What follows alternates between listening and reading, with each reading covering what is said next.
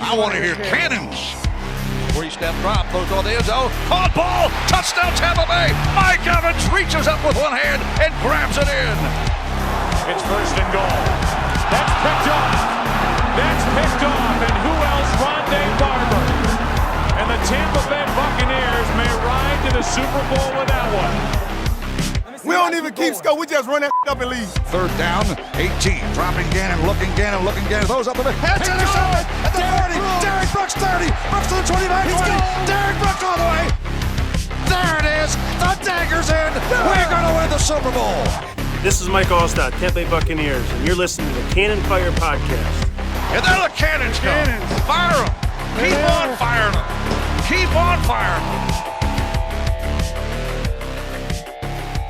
Hello and welcome, ladies and gentlemen, to an emergency edition of the Cannon Fire Podcast. I'm your host, as always, Rhett Matthew, joined alongside me, my good buddy and co-host from BucsNation.com, Evan Wanish. As of today, wide receiver Mike Evans' agent has set a deadline for the Tampa Bay Buccaneers to get a long-term deal done in a press release that dropped this morning. That press release reads as follows. When Mike Evans was drafted by the Tampa Bay Buccaneers organization, his promises here were to win a Super Bowl and be a Buc for life. He knew he would do everything in his power to make both come true. For the past 9 years, Mike has set records on the field that will surely put him in the Hall of Fame. He is considered one of the most selfless teammates by his peers and coaching staff and has been one of the most charitable players in the National Football League. He loves Tampa and the community surrounding the Bucs, and after keeping his promise of winning a Super Bowl, he hopes to uphold his promise to be a Buc for life. As he enters year 10, he is facing the prospect of doing so with uncertainty surrounding his future. Despite our efforts over the past 2 years and the professionalism of Bucs general manager Jason Light and assistant general manager Mike Greenberg, we have not received an offer to stay in Tampa. This is disappointing to Mike as he sees other teams step up to keep key pieces and players that are important to their organizations. Many players with his status would have held out of camp to not risk injury, but Mike has continued practicing hard, as always, because he puts his team first. When you have a player that will be a Hall of Famer and still has 4 to 6 more years to make an impact in the league, you move heaven and earth to keep him on your team, and we would hope ownership feels the same way. We have been working on extending Mike's career with the Bucs for over a year, and we want the fans to know this is not a tactic, and the ball is now in the owner's court. That said, we are giving the Bucs until the start of the regular season to make him a Buc for life, and if that cannot happen, 100% of Mike's focus will be on football and his future and where he can continue to make an impact. Mike wants the next phase of his career to be with an organization who wants him and wants him to help win a Super Bowl, which is why we have informed the Buccaneers organization that we will discontinue contract discussions as of September 9th, 2023. Please direct any inquiries to Derek A. Gilmore, President, CEO, Day One Sports and Entertainment. Obviously, a few outcomes here. One of them being that before September 9th, the Bucs and Mike Evans agree to terms. Jason Light is praised by the fans. Everyone goes home happy, right? The agent, a job well done. But the others, I think, are what we're here to talk about today, Evan. And I'm here to ask you first and foremost, what happens if and potentially when they don't sign a deal before September 9th? Because obviously for the Bucs, a team that came into this offseason in cap space hell, had to deal with the dead cap hit from Tom Brady filing his resignation papers with the NFL. Bucs had to take that all in on 1 year. Already have restructured a lot of contracts. Ryan Jensen now being placed on IR. We learned that he restructured the contract that he had left with Tampa Bay to free up a little bit more space. So we knew that they are a team who are in the process of paying for what they had to do to go all in, get Tom Brady and win a Super Bowl. And I think we are obviously seeing that play out right now. So with that being said, what happens if and potentially when, like I said, the Bucs and Mike Evans do not agree to terms and sign a long-term extension before September 9th, which is a week from tomorrow? Well, what I'm interested to see, and there's no way of predicting this, but I just don't know. What's weird to me with this situation is and they don't come out and say this. Like, this is not, you just read the full statement. That is word for word what Mike Evans' agent has released. not once in there did he say that, if they don't come to agreement by September 9th, that Mike Evans will not be back. He never said that, but he sort of indicates that, like, you could look elsewhere. The weird thing to me is, like, okay, you have a full season, and then the offseason, you're going to have, like, another 3 months to get this done after the season. Like, so that's the weird thing to me. I don't blame Mike Evans or Mike Evans' agent. I mean, you're trying to do what's best for your client, and you're trying to make as much money. And look, I think we can all agree, Mike Evans has earned that too. Like, Mike Evans has earned every penny he's going to get. At the same time, from the Buccaneers' perspective, he is a 30-year-old receiver. And if he is looking for top wide receiver money, it's kind of bad timing, because history has shown once receivers get past 30 years old, sometimes they can fall off. And when we look at guys like A.J. Green in the NFL, A.J. Green was not the same player in the later years as he was. You look at a lot of other receivers, a lot of other examples. And I'm not saying that's exactly going to happen to Mike Evans, but this is an interesting development, because about a month and a half ago, 2 months ago, before training camp started, it was, Mike Evans and the Buccaneers had begun talking about a contract, this and that. And then it went quiet, and you're like, okay, like, it's not a huge deal. Still think it's going to get done. And then it kept getting quieter and quieter, and there was nothing, right?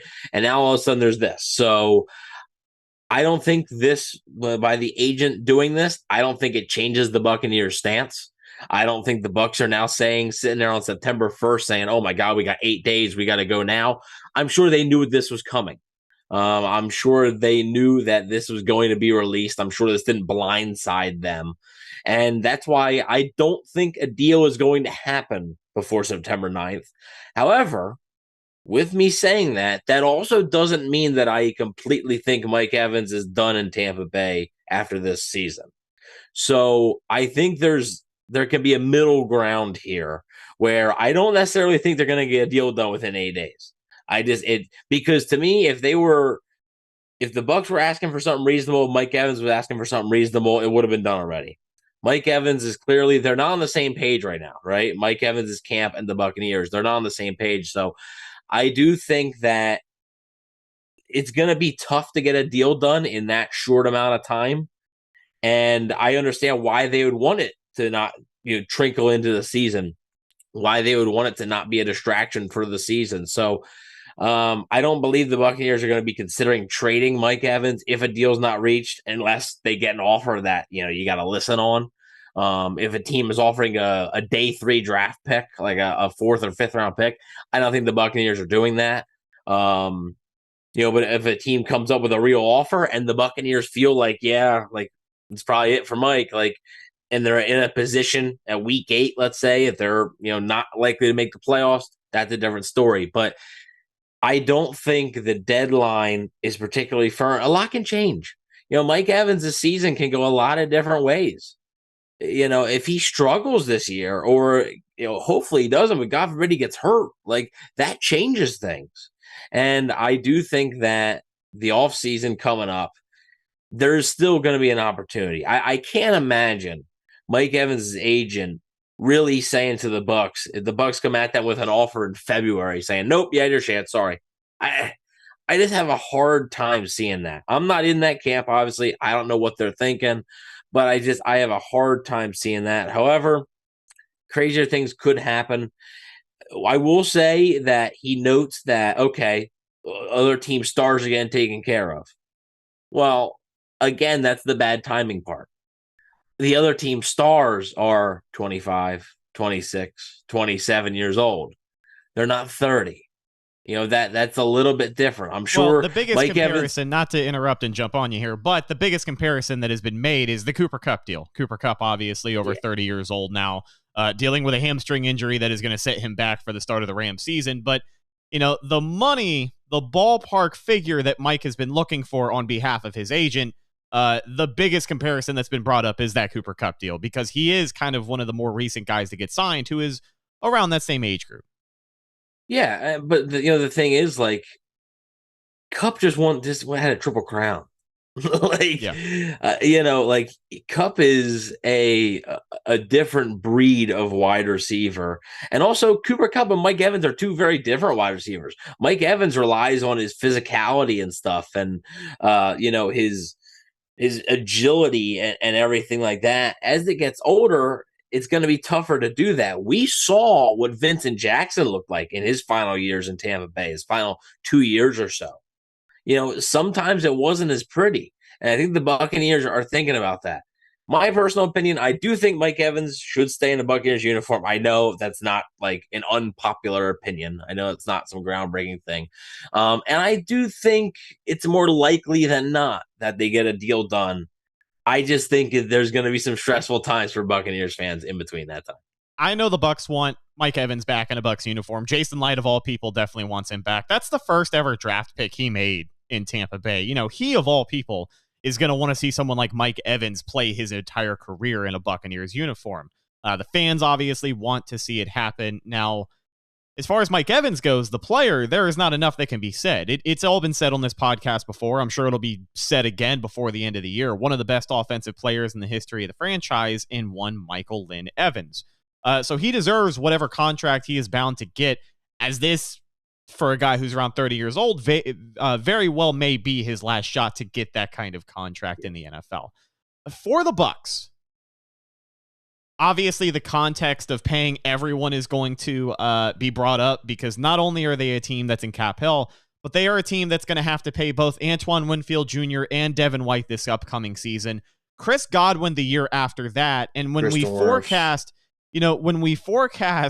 what this team is going to look like after this season, a lot of that's also going to have to do with how the quarterbacks play. If Baker Mayfield plays good enough to get another contract in Tampa Bay, I can't imagine it's going to be another 1 year, $6 million deal. I don't think that's going to be the case. And if the Bucs are in a situation where they only win 3 or 4 games this upcoming season, and they are in a position to go after a quarterback in the draft, and that's the most likely option, they're going to save money. Maybe we can, kind of talk about this again once that time comes. But as of right now, you look at what's on the plate for Tampa Bay. You look at how they're basically already paying the bills for doing the dirty work to get the Super Bowl, and getting a championship is all good and well.